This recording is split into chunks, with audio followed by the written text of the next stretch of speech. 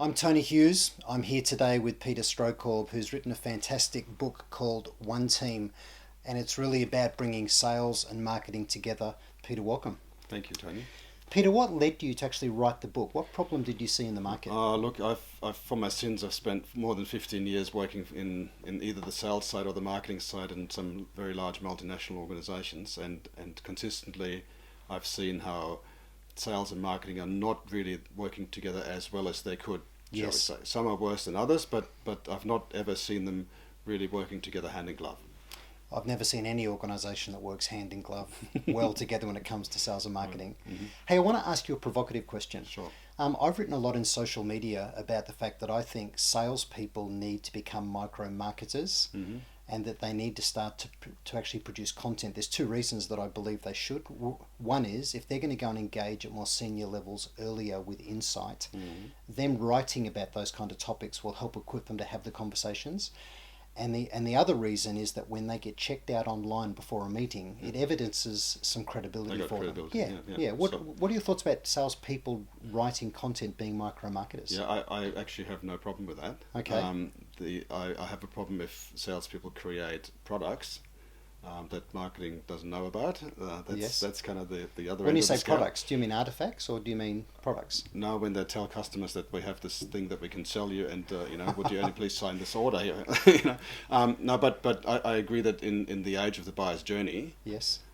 once the buyer has informed themselves and they want to talk to a human being, that they don't actually want to talk to a sales rep unless they're ready to buy now and it's just a commodity sale.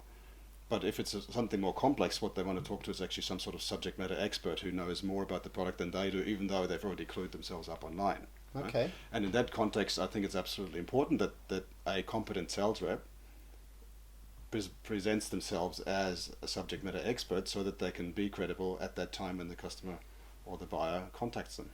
Okay, so the thing I'm hearing here, Mm. without putting words in your mouth, is Sure. that salespeople shouldn't be like the inmates running the asylum, just off on their own doing this. Pretty much. So they should work with marketing to make sure that what they're creating is in sync with the Yeah. organisation. So the thing that I've seen repeatedly is that marketing people create content without knowing whether it's useful for sales. Yes.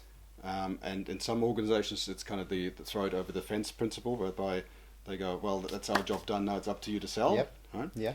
And on the flip side, the salespeople then say, well, we're getting all this stuff from marketing, but we can't find the right thing at the right time, or it doesn't really suit my particular purpose, so I'm going to do my own marketing.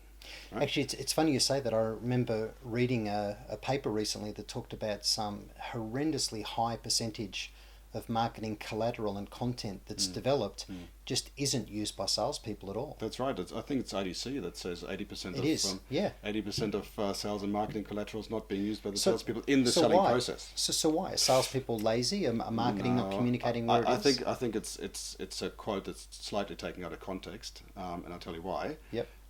Because in the age of the buyer's journey, we have not all content is created for the point of sale.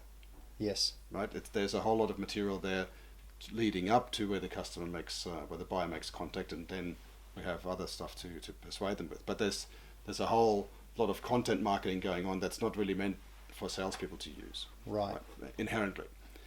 However, if you're looking at simple things like sales collateral brochures and that sort of thing, a lot of the salespeople complain that it's not really suitable for their purpose, and they want to make their own.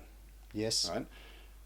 So the principle of the one team method is that if sales can help marketing to understand what actually sales needs to sell, then marketing can make a better informed decision in terms of how to better support sales, and sales can focus on selling. Yeah. Marketing can focus on marketing, and both sides win. Yeah, I certainly believe that sales needs to market and marketing needs to also sell, right? So, but both of those things are coming together. But they should do it together. That's right. Yeah, Yeah. At the moment, they're doing it in isolation. Yeah. Okay, so Peter's book is fantastic. If you'd like to get hold of it, I'd really encourage you to.